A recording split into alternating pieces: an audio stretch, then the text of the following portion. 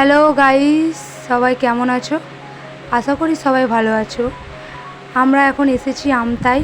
আমতা মানেই তো ফতেপুর আশ্রম, তাই ফতেপুর আশ্রমে চলে এলাম। ফতেপুরের কি সুন্দর দৃশ্য সেটা উপভোগ করব বলে। দেখো, প্রথমেই ফতেপুর আশ্রমের ভেতরে ঢুকছি। এটা মেন মন্দির। এখানে অনেকগুলো মন্দির আছে। চারিদিকটা এই রকম মিনি টগর ফুল আর রঙ্গন ফুল দিয়ে ঘেরা।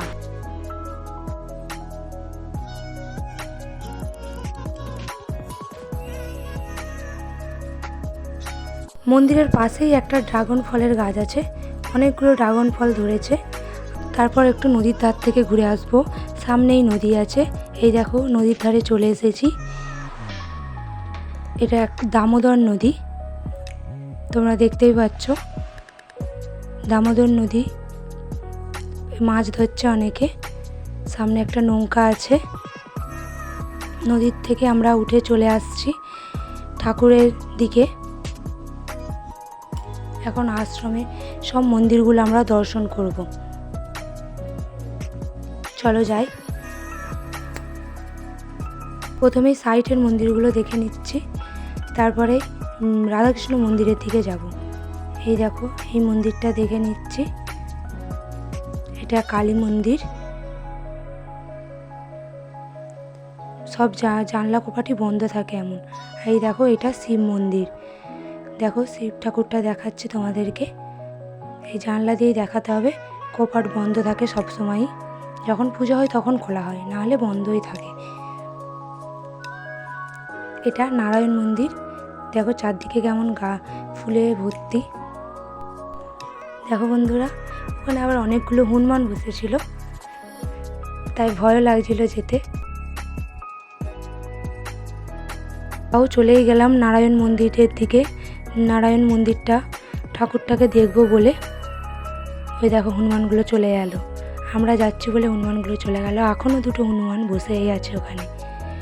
ঠাকুর মশাই পুজো হয়ে গেছে, তাই ঠাকুর মন্দিরটা বন্ধ করে দেবে।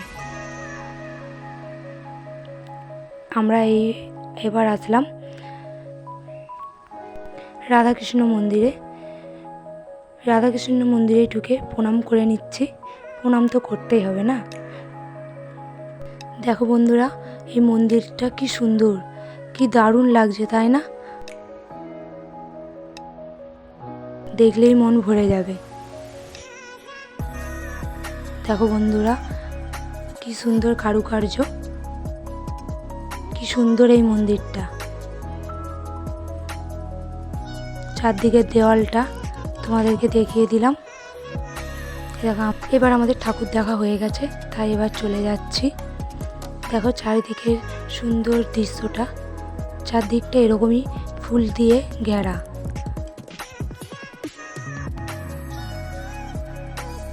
এটা টগর ফুল।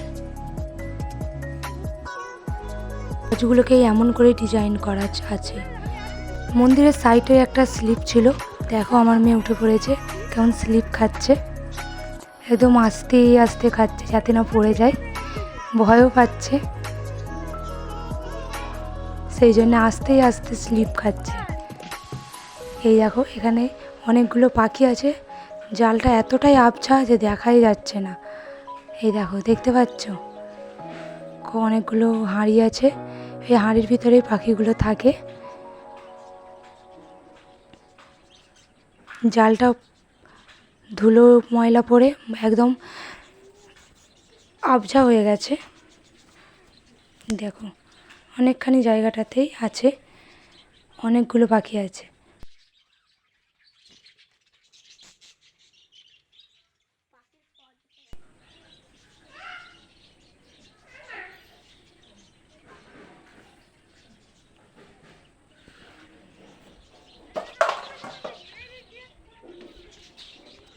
দেখো বন্ধুরা, এখানে কটা অ্যাকোরিয়ামের মাছও আছে। অনেক রঙিন রঙিন মাছ আছে।